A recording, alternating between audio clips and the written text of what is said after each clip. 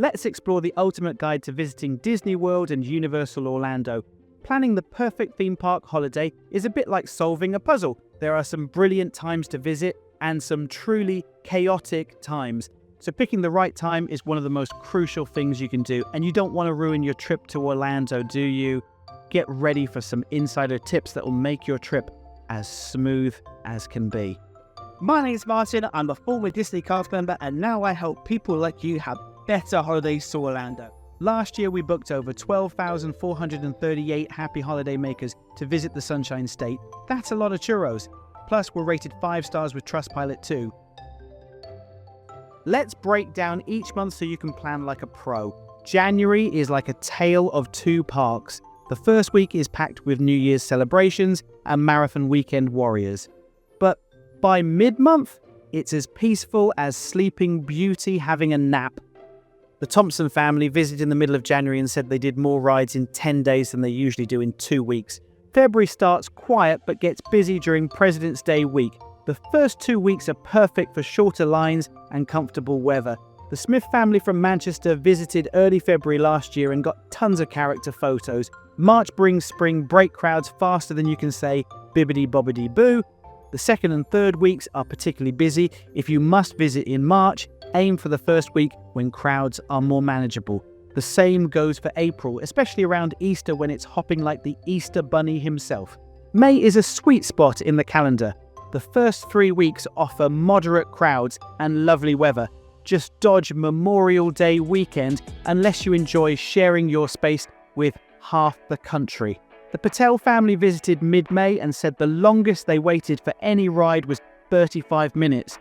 Summer months, June until mid-August, are like one long peak season. The parks are bustling with families making memories and trying to stay cool. If summer's your only option, here's a pro tip. Try and go as late in August as possible. From the middle of the month, the parks start to get quieter, and it's a brilliant time for families from the UK who need to stick to school holidays. September is another hidden gem. Except Labor Day weekend, of course. John and Lindsay celebrated their honeymoon in Orlando last year in mid-September and were really happy with how the parks were nice and manageable. The weather's still warm, but the crowd start thinning faster than Cinderella's pumpkin at midnight. October brings spooky fun and moderate crowds, except during Mickey's not-so-scary Halloween party nights. Early October weekdays are your best bet for shorter lines. The Davis family visited last October and their kids got so much candy from trick-or-treating in the park, the kids were hyped on sugar for days. November is a month of extremes. The first half, excluding Veterans Day week, is relatively peaceful, but Thanksgiving week is extremely busy. The Anderson family from Cheshire visited early November and loved seeing the Christmas decorations without the large crowds. December is like a crescendo in a Disney musical. It starts quietly but builds to a grand finale. The first 2 weeks are manageable, but Christmas and New Year's weeks are the busiest of the year. It's like everyone in the world decided to celebrate with Mickey at once. Stick around because I'll be revealing the absolute best times to visit Orlando for families and couples. You're wasting your time if you booked your Orlando holiday anywhere else. Literally. Wait, what? Why does it matter where you book your trip to Walt Disney World? On average, people who book with us do 5 more rides and queue less every single day. So if you're in Orlando for 2 weeks, that's 70 more things you could do. We love helping people like you do more in Orlando, or do more Orlando as we like to call it. So how does it work? You'll have a few calls with your Orlando guru. It's our job to find out everything you want to do and make some suggestions. Your guru takes around 9 hours to put together your personal park planner. This is your key to doing more Orlando. Along with tons of tips, we use cutting-edge tech to help you navigate the parks. And forget about reading all those restaurant reviews. Disney World alone has over 205 places to eat, and you'll find all the best ones for you in your planner. And don't worry, it's not some complex military-style plan. It's super easy to follow. Plus, it saves you watching hundreds of hours of YouTube videos or asking questions on Facebook just to get confusing and conflicting information. We're the Orlando gurus, so you don't have to be. Normally, our personal park planners cost £248, but when you book with us, you'll get this for free.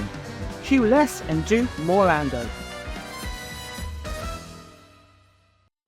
Let's talk about those magical times when the parks are least crowded. Picture walking onto your favourite rides with barely any wait. These golden opportunities happen in early January after the New Year's crowd heads home, the first half of February before President's Day, late August, yes it's hot but worth it, September except Labour Day weekend, and early November before the turkey-seeking crowds arrive. It's like having VIP access without the extra cost. Now let's talk about specific groups of guests. For couples and adults seeking a quieter experience, late January, early February is your sweet spot. The weather's cooler, the crowds are thinner, and you can actually hear the background music in the parks. September after Labour Day is another excellent choice. Imagine strolling through islands of adventure without playing human bumper cars. For families from the UK and Ireland that need to stick to those school holidays, February and May half-terms can be the perfect time for your trip to Orlando. The weather's delightful and crowds are moderate compared to peak seasons. October half-term is another option, though expect medium to high crowds. The Roberts family from London visited during May half-term and said it was absolutely brilliant with manageable wait times. Flexibility is your best friend. Being able to shift your dates even by a few days can make a huge difference. Remember to pack your patience along with your sunscreen. Even on the quietest days, you're still visiting some of the world's most popular theme parks. But with smart planning and these insider tips, you're set for a magical adventure that'll have you grinning like the Cheshire Cat. And if you're wondering about the Disney dining plan, check out this video now.